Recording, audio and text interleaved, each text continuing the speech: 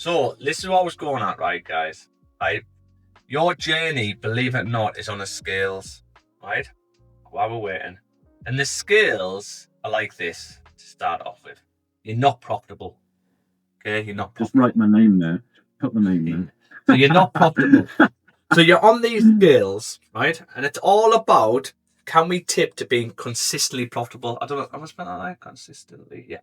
Okay. Yeah, that's right. I'm shit with spelling, right?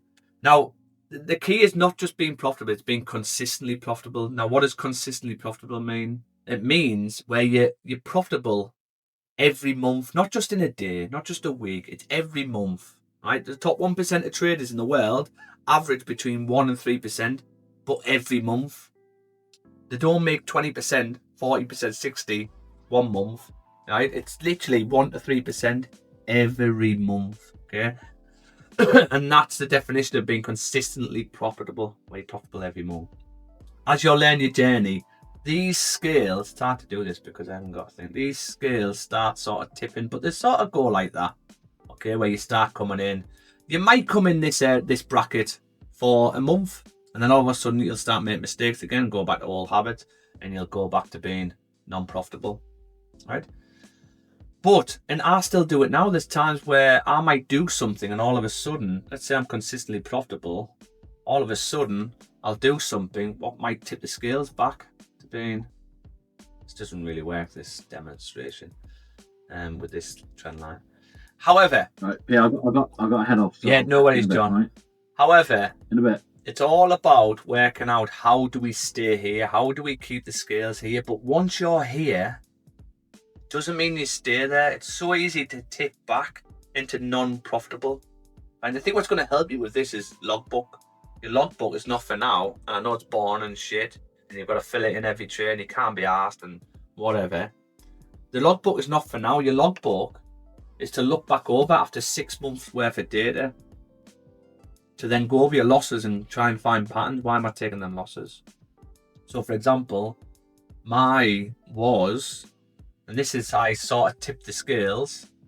I went over my logbook after 6 months worth of data, and I identified that I used to trade GJ and gold, and the majority of my losses was on GJ. I rarely took a loss on gold. It was more on GJ. So what does that make me think? Okay, well, I'll just get rid of GJ.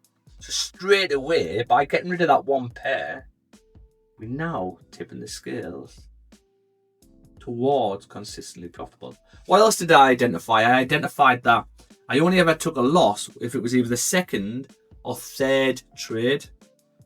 So what does that tell me? That tells me that, okay, maybe it was rare I took a loss on my first trade. Your first trade is the most clearest trade, right? Anything after that gets diluted. The water becomes diluted, right? Because you're more clear, more focused on the first trade. So that made me start thinking, okay, let's just aim for one trade a day. And then by doing that, I wouldn't have known this if the logbook didn't tell me. I've then tipped into consistently profitable, but it's just about staying there. Some days I might take 3-4 trades and take a loss, and then you tip back to non-profitable. But you are literally on a pivot. And this is why if you take a few losses, you have a rest from the markets. You sit back and go, okay, what's wrong? You reassess, because you need to tip the scales back to being consistently profitable. Okay, so that's a good way to look at your trading journey and how you need to get there. I hope that helps and made sense to you.